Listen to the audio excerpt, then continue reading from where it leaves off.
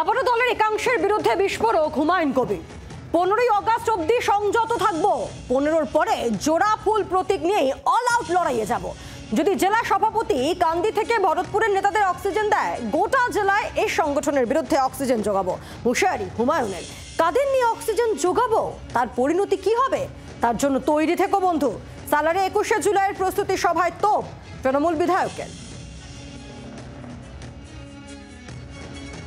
তারা তো গোষ্ঠীদ্বন্দ্বে ব্যস্ত আছে।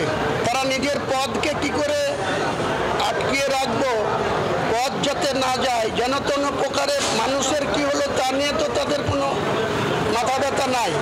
তাদের মাথা ব্যথা নিজেদের পোস্ট কি করে ধরে রাখবো, সেই পোস্টে কি করে থাকা যায়, কতটা ওয়েল মেরে, কতটা যেভাবে ভুল তথ্য দিয়ে নিজেদের ক্ষমতায় কি করে আঁকড়িয়ে থাকবে, এটাই তো তাদের উদ্দেশ্য। সাধারণ মানুষ নিয়ে তো তাদের কোনো চিন্তা ভাবনা নেই।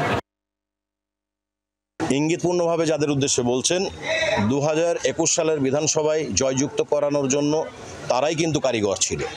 আজকে তিনি ভরতপুর বিধানসভার বিধায়ক আছেন ঠিকই, কিন্তু ভরতপুর বিধানসভায় 12টি পঞ্চায়েতের মধ্যে যে 11টি পঞ্চায়েতের প্রধান, সেই প্রধান একজনও তেনার সঙ্গে নাই।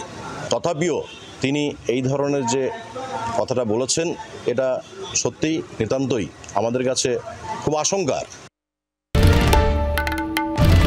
বাংলার আওয়াজ, বাঙালির আবেগ, জি 24 ঘন্টা।